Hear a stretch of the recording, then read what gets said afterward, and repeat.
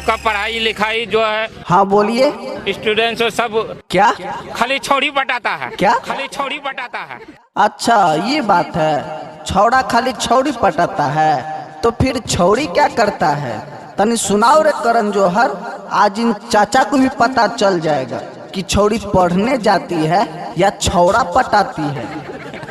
कोनो छौड़िया न पढ़ने जाती है, खाली कोचिंग में छौड़ा पटाती है। कोनो छौड़िया न पढ़ने जाती है, खाली कोचिंग में छौड़ा पटाती है। पटाती है, पटाती है, खाली कोचिंग में छौड़ा पटाती है। Singing by Karan Johar।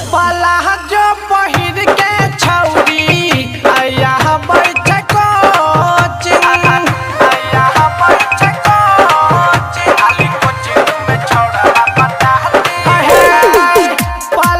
जो पहिर के छौड़ी आया बैठे कोचिंग, छौड़ा बाक देख के छौड़ी कनखी है चलाती और मुस्की दे के बुलाती है, छौड़ा बाक पीछे घुमाती है। रोज सज के सबर के छौड़ा बा सबको लुभाती है। समझे चाचा, छौरी कोचिंग जाती है तो छौड़ा को पटाने के लिए क्या क्या करती है, एक बार फिर से बताओ तेरे करण। कोनो छौड़िया न पढ़ने जाती है, खाली कोचिंग में छौड़ा पटाती है। कोनो छौड़िया न पढ़ने जाती है, खाली कोचिंग में छौड़ा पटाती है। पटाती है, म्यूजिक डायरेक्टर धर्मेंद्र राजेश। खाली कोचिंग में छौड़ा पटाती है। Music by Riya studio Khagaria.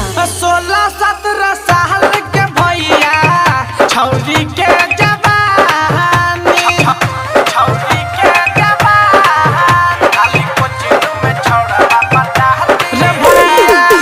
16-17 साल के भैया छौरी के जवानी, छौड़ा सबके बनबल चाहे अपन शिकारी, लिखल बनाई रूपे हो, करन करे मुठरे हो।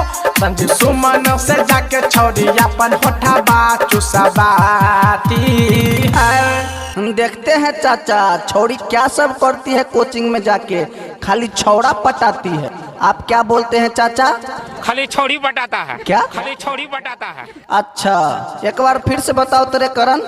कोनो छौड़िया न पढ़ने जाती है, खाली कोचिंग में छौड़ा पटाती है। कोनो छौड़िया न पढ़ने जाती है, खाली कोचिंग में छौड़ा पटाती